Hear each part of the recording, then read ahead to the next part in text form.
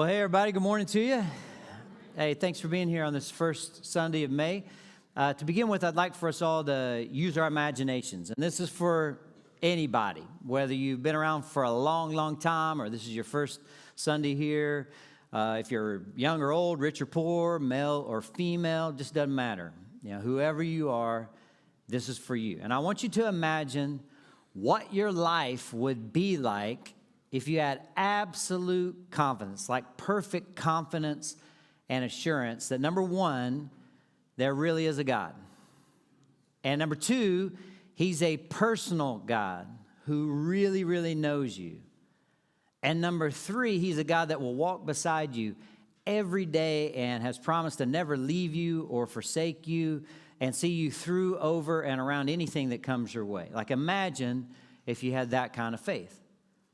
I mean, the kind of faith where when things are really, really bad, you say, well, there's not a whole lot I can do about that. So I need to control what I can control, and I'm just trusting God to see me through and walk with me through this really difficult situation. You know, the kind of faith that when you come up against a huge temptation and you say, oh, God, I don't know how in the world I'm going to resist this. I don't know how I'm going to avoid that. Everything inside of me wants to run over to there. But I have absolute faith that you're bigger than this and stronger than this, and you will give me the power to see me through this. And so I'm just trusting you. You know, the kind of faith that when something really great happens, like the kind of great that knocks people off the rockers a little bit, like all of a sudden you have more money than you ever knew, you know, or you get the promotion you weren't even trying for, something just really, really great. You're like, God, I really believe that you brought this into my life. You're so good to me, and I trust you. What if you had that kind of faith that no matter what happened, you just trusted God and trusted God and trusted God and trusted God, whether things are tough or things are awesome, you know, you say, well, you got plans for me, God. You have a will for my life, and I just got to put one foot in front of the other and do the next right thing. And because of your faith and your trust in God, you are totally at peace. I mean, think about this. Imagine that. Imagine no fear, no anxiety. Not about anything, not about our world, not about our country, not about your life, not about your relationships, you know, your marriage, your kids, your family, your friends, your school, your future, your finances, nothing. You weren't worried about any of that. And it's not because everything goes your way and just works out, you know, exactly how you want it to. It's just that you have this unbelievable faith that God is with you and he's around you and he's working in you and he's seeing you through everything. Imagine that. Imagine if you woke up every day with that kind of confidence in God. Imagine if your faith and your trust in God was the stable force in your life. You see, God wants you to trust him completely. Now, I bring all this up because we're in this series called Road Trip, where we're looking at these specific encounters that people had with Jesus, where they met Jesus on the specific road. And on this week's road, we meet somebody who has that kind of trust and faith in the Lord. And he's a remarkable guy. This character, a remarkable character, such that even Jesus is amazed at him. And so if you have a Bible, I'd like for you to get to the 8th chapter of the Gospel of Matthew. And this is where we see this encounter and this road. It's one of the great stories, one of the great examples that we have in the Bible. Matthew 8. And verse 5 says this: when Jesus traveled to Capernaum, a centurion came to him asking for help. All right, so this is our road this week. This is the Capernaum road, and this is our example today, this centurion. And this centurion's a remarkable character. I mean, first off, understand that a centurion was part of the Roman army, and so he was in charge of like 100 other soldiers. And this one is posted around Capernaum, and he's remarkable in part for his compassion, because one day what happens is a servant of his becomes sick, like really sick, and this centurion just can't stand to see him suffer and potentially die. And so he goes to find Jesus, who he's heard about in these parts. And as a general rule in the Bible, people come to Jesus for healing for themselves, like lepers to be cleansed or the blind to see. Occasionally, a parent would come for a child, but this soldier's on a mission for his servant. And we need to understand Roman centurions were not generally known for their soft-heartedness. Like their main job requirement was toughness. In fact, one historian wrote this: centurions must be able, when overwhelmed and hard-pressed, to stand fast and die at their posts. How many of you have that in your job description? Stand fast and die at your post. How many of you say, well, it kind of feels like that sometimes, you know? A centurion also had to be ruthless about maintaining discipline. It was his job to supervise and administer beatings of the soldiers. It was his job to exercise capital punishment over subordinates when it was needed. How many of you have that in your job description? You know, exercise capital punishment on subordinates as needed. How many of you wish you had that written into your job description, you know? But centurions were known for just their brutal toughness. And we got to understand, he's one of the bad guys in the first century. You know, these are the invaders, the Romans. You know, these are people that you're scared of, and in many ways you can't stand, you even hate. And so here's a Roman, and Romans were known as being non-God-fearing, pagan heathens. And he comes up to Jesus, and he says, hey, can you do me a favor? And so we got to imagine this. This big, rugged soldier comes to Jesus, and he's humble, like maybe his helmet is off, and he says, Lord. And he actually says it twice here in these couple verses. And it's a striking thing that Matthew wants us to know, that this Roman centurion calls Jesus Lord. He says, Lord, my servant lies at home suffering terribly. This is verse 6. And at this point, like reading between the lines here, but at this point, because, they couldn't stand the Romans, Jesus' followers, his disciples, are with him, and they're listening, and they hear this Roman centurion asking for help for his servant at home who's sick. And Jesus' guys are thinking, good. Like, we hope whatever he has is contagious. And we hope you get it. We hope your whole 100 men get it. We hope you take it back to the emperor. Let's get out of here, Jesus. We don't want to help a Roman. But Jesus, he doesn't even hesitate. He doesn't even wait for the centurion to ask him. Verse 7 says that Jesus told him, I'll go. I'll go and heal him. And Jesus' guys are going, whoa, wait a minute. What are you doing helping the Romans out? You can't help the Romans, Jesus. You start helping the Romans, then, it's over for us. I mean, the religious leadership already thinks we're a bit off here. You start helping the Romans, it's over. But Jesus says, okay, I'll go. I'll go and help you. No problem. You want me to help you out? You got it. We'll just go along with you to your house, and I'll help your servant. Now, the centurion stops him. He stops Jesus. He says, no, Jesus. Verse 8, he says, I'm not worthy that you should come to my house. It's a deeply humble response. And centurions weren't generally known for their humility either, you see. I mean, maybe he's keenly aware that a rabbi, Jesus is a teacher, a rabbi, wouldn't be expected to enter a Gentile home like his. But perhaps there's something else that's going on here that makes him very aware of his brokenness, because, see, he spent a career in the Roman army, and he knows violence, he knows bloodshed, he knows hurt, and he's at least familiar enough with Jesus to know, like, I am not worthy. He's a remarkable guy, the centurion. He's incredibly humble. He's compassionate because he cares for his servant. He's also generous. Like, we find another account of the same story in the Gospel of Luke, and we find out in that account that he actually paid for the building of the synagogue in Capernaum. The people of Capernaum have a synagogue, a place to worship God, thanks to the generosity of this Roman centurion. He's generous. He's humble. He's compassionate. And he says, I'm not worthy for you to come to my home. I just don't deserve you to come to my house, Jesus. And again, Jesus' disciples are standing there. They're hearing this. They're thinking, well, ain't that the truth? You're not worthy. You're right, you're not worthy. You don't deserve us to have, us come to your house, We don't want to help you out anyway. Let's get out of here, Again, we can kind of imagine them thinking that. But check this out, the rest of verse 8. The centurion says, Lord, I don't deserve you to have you come to my house, but just say the word, and my servant will be healed.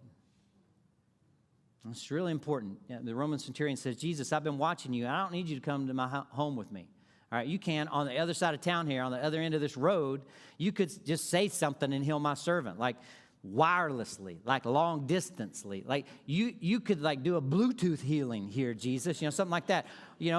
Or you could wiggle your nose, I've seen that before. Or you can say the magic words, expecto patronum or Shazam or something like that. And I believe you have the power. Whatever it is that you got going on here, Jesus, you could just heal my servant from here.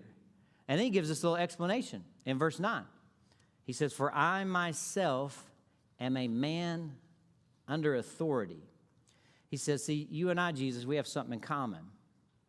And what it is like I've been watching you, and you command sickness, and sickness obeys you, Jesus. So I'm thinking to myself, there are 100 guys who do whatever I tell them to do. I say to this one, go down there on that street and guard that house, and they guard that house.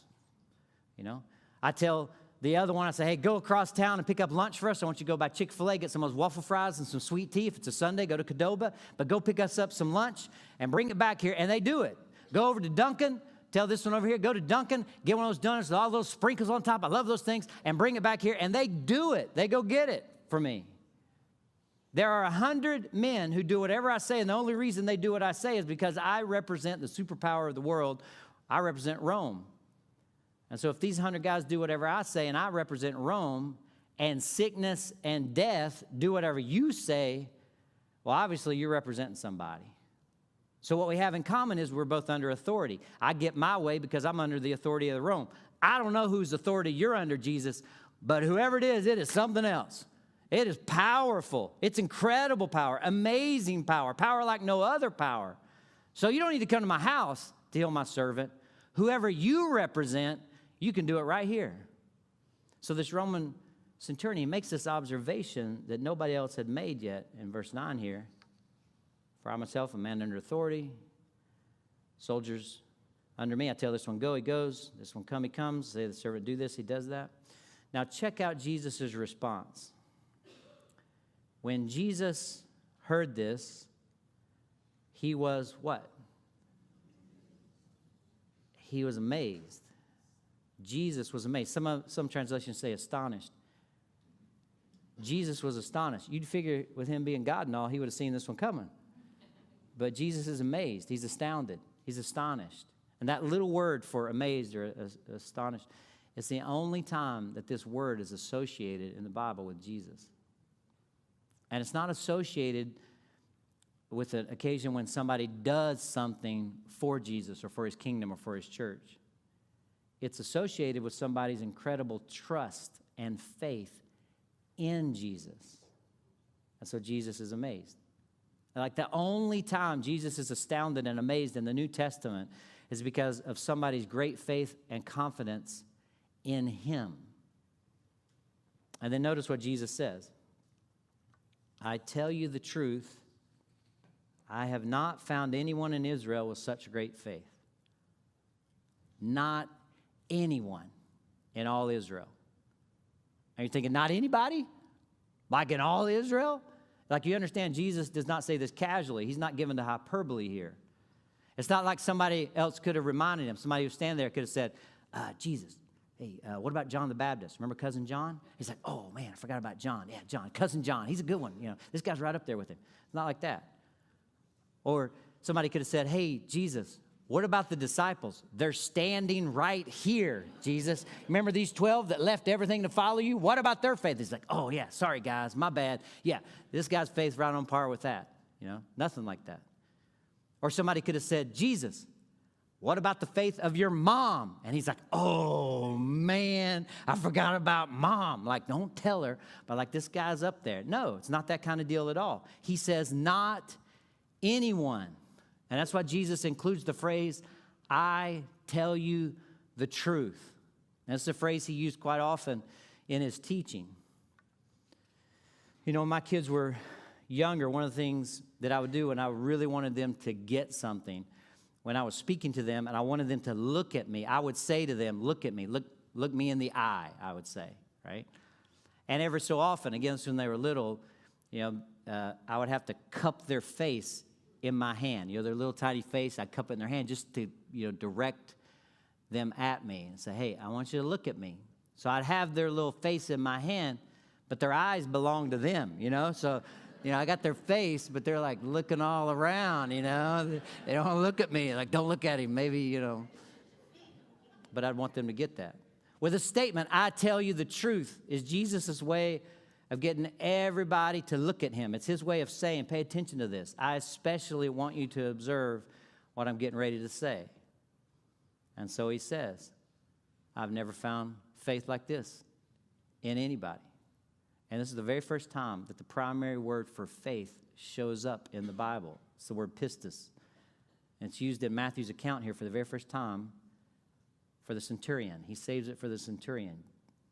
Jesus has chosen his words quite carefully. I tell you the truth, not found anybody in Israel with such great faith. You know what moved Jesus? It was a big trust in Jesus. It was a big faith in him. And here's a guy, for all we know, he worships Zeus. He's considered unclean. He's considered unfit. He wouldn't be able to get into the temple, much less worship at the temple. Couldn't even speak the language. But he recognized that Jesus had something going on bigger than just your typical leader or your typical religious man or even a prophet of some sort. Like, he realized Jesus wasn't even some really good dude with some crazy, freaky powers. He realized Jesus was somehow connected to the Lord over all. Like, even sickness and disease and life and death, they obey him. And this centurion expressed his faith in Jesus, his trust in Jesus.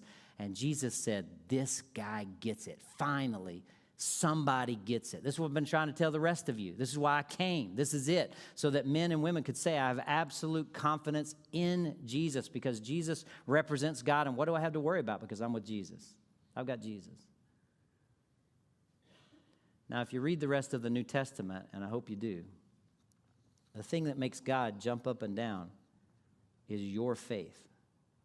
The thing that is most honoring to God is your faith and your trust in him. And if you think about human relationships, like, that's the thing that makes the most sense. Like, trust is the basis for any relationship. And so the more trust you have in a relationship, the better and stronger the relationship will be. And the thing that thrills and honors God are our expressions of confidence and trust in him, because it's the essence of a relationship, and that's what God is after. Which begs the question, how do I grow my trust in him? Like, if you say, I want to have faith like that, I want to have that kind of trust, that kind of assurance. So how, Dave, do I grow my trust in the Lord? Well, part of what we got to do is we got to adopt the same sort of posture and perspective that this centurion displayed for us on the road to Capernaum here in verse 8 there, when he said to Jesus, just say the word. Just say the word. This is so important for us to get. See, this centurion understood in a way that nobody had up until now who Jesus is, like his authority, his identity, his power, his position. And so he says, just say the word. He is placing himself under the authority of Jesus.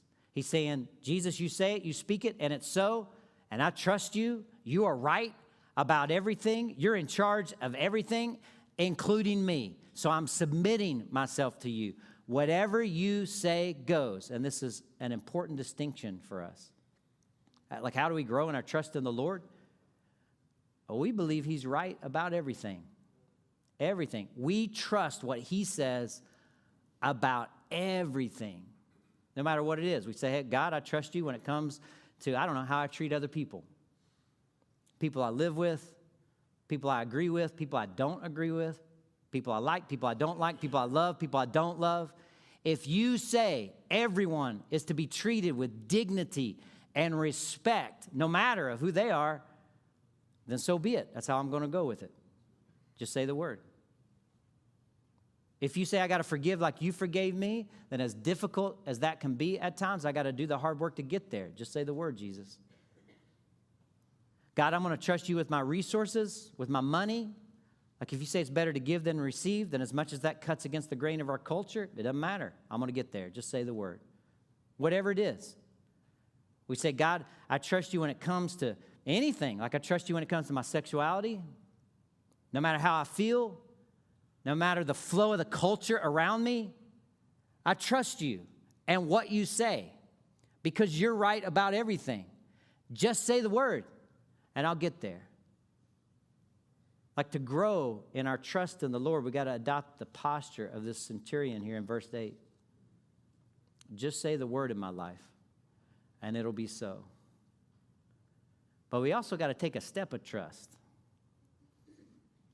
Like this is how it works in life and faith. Trust and obedience, they kind of go hand in hand. They're like cousins. It's almost like a cyclical thing, really. Like a relationship with God is initiated with an act of trust. Like you step over a line, you go public, you make a decision, you make a declaration. Which is why one of the most important things you can do is place your faith and trust in Jesus Christ as Savior and Lord, and you take a step, and where you take a step, this is where baptism comes in. That's why baptism is so important. You decide, you step into the waters of baptism, you place your faith and your trust in God through Jesus, and you're baptized into Jesus Christ, and you identify with his death, burial, and resurrection, the very thing that saves us to begin with. You're buried like he was buried in the water. You rise to a new life like he rose from the grave. And if you've never taken that step before, if you've never shown that trust and commitment and confidence in the Lord to take that step, well, you're in luck because we're having a baptism celebration coming up a little over a month, second Sunday of June. We're going to have a bunch of food trucks here because it's a big deal. It's a food truck Sunday, but it's a baptism celebration too. We got inflatables, we got games. The sun will be shining. And if you want to be baptized, you can. We'll have tanks in here. We'll have tanks out there. It's a great occasion. What are you waiting for? If you've never done that, you got to step. You got to take that. See, the key to growing in faith is not what so many people think it is. Like, get crammed full of more information. Although the right information is very, very important. But that's not primarily it. Like, the key to growing in faith is actually to try and doing what Jesus says. And then you find out he's right.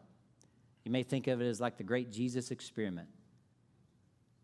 Trust me, Jesus says. Become my apprentice. Follow my teaching. And you'll find out it's all true, everything.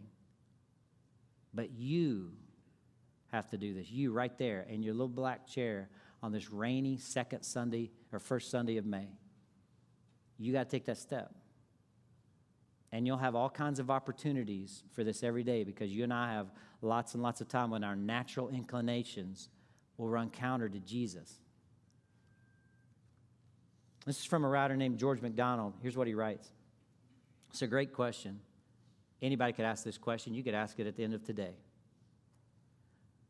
What have you done this day because it is the will of Christ? Like, not because you happen to do it. Like, if you happen to do this, his will, because it falls within your plans, I mean, that may be a good thing, but it's not obedience. And obedience and trust are inextricably intertwined. Obedience comes when, as a conscious act, we lay aside our own desire, our own appetite, our own inclination, and we subdue our will, and we bring it into submission. We say, just say the word. What have you done today? Just because it is the will of Jesus Christ. Ask yourself that question. Like, it's like this, okay? Anybody ever done a trust fall before? You ever heard of a trust fall? You know, it's where you stand like on a picnic table or a ladder or something. You stand higher, and then you've got some people to your back, like 6 or 8 folks that are lined up, you know, behind you. And you're supposed to close your eyes, and you're supposed to cross your arms. You're supposed to keep your body as stiff as a board. And you're supposed to fall back and trust that those people, whoever they be, will catch you. It's a trust fall. And I have a feeling somewhere along the way, many of you have done that. A lot of times places of work will, do sort of like team building exercises with people that you work with. Sometimes in school, like when you're younger or something, you'll go through that as a team building exercise. How many of you would say, I've experienced a trust fall before? Anybody? Yeah, quite a few of you. And it can be a little tough. It can be a little risky, if you've never done it before or you don't really know the people around you all that well, because you really got to trust the folks who are behind you to catch you. I used to do this all the time when I was a student minister. I worked with middle school students for a number of years, and we would do this from time to time. And you think your place of employment, you know, with the folks you live with, it's hard to trust them. Think about how placing your trust in a group of 7th grade boys is. Like, I mean, oh my goodness, they can be all over the place, can't they? I mean, 7th grade boys are awesome, but they can be a little squirrely, you know, like you're standing on the ladder and you're looking back at 7th grade Billy. You got to trust 7th grade Billy. Nobody trusts Billy. Like Billy's going through puberty.